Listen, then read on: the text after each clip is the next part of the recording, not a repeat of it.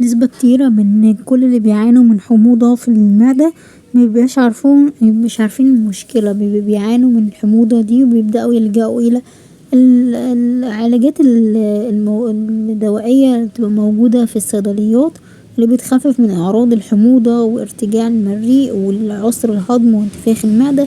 أشهرها طبعا اللي هي بتبقى الفوار، الحاجات الكبسولات اللي بتتوصف بدون إشراف طبيب وغيرها. ولكن أحيانا الموضوع بيختفي مع العلاجات المبدئية دي، وأحيانا الموضوع بيزيد أكتر وأكتر. فلو بدأ يزيد اعرفي ان في مشكلة ما بتعاني منها، زي ارتجاع المريء، قرحة المعدة، التهابات شديدة جدا في المعدة او قرحة ال12. عشان كده مهم جدا تتوجهي الى الطبيب لمعرفة ايه السبب. قد يلجأ معاكي في بعض العلاجات، زي ما وصفلي الطبيب بتاعي كبسولات اسمها لانسوبرازول، من العلاجات اللي بتقلل من حموضة المعدة بتقلل من ارتجاع المريء، فعال في تقليل افراز حمض المعدة. بيستعمل كمان مع المضادات الحيوية لعلاج القرح.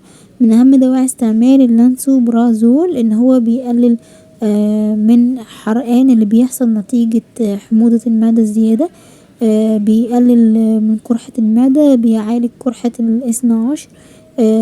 جرثومة المعدة برضو يمكن اهم المشاكل الكبيرة جدا اللي بتواجهنا واللي بيكون صعب التخلص منها، خصوصا لو انتي بقى بتستخدمي ادوية كتير ومضادات حيوية كتير. فعشان كده دايما بقول بلاش نستخدم ادوية كتير، لان بعد كده الجسم بيعمل مناعة ضد الادوية دي، وفي الاخر جسمك مش بيستجيب لاي دواء.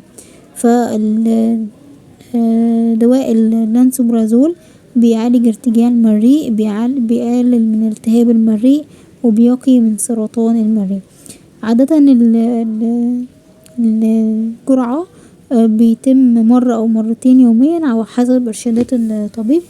كل حالة بتختلف يعني من شخص لآخر. وعايزة اقول في النهاية هو دواء طبي، يعني مش معنى ان انا بقول تجربتي معاه وان هو جاب معاه نتائج فعالة ان هو يناسبك. هو الطبيب وحده هو اللي بيتم تحديد العلاج اللي يناسب بناء على الحالة الصحية وبناء على العمر، كمان المشاكل الاخرى لو احنا بنعاني من مشاكل اخرى. علشان كده لو انتي عندك اي مشاكل زي الكبد، الكلى، القلب، بتاخدي اي ادوية فتتكلمي مع الطبيب، خصوصا في حالة الحمل او الرضاعة، او لو انتي كنتي بتخططي للحمل. يمنع كمان استعماله في حالة فرط الحساسية تجاه اي من مكونات الدواء.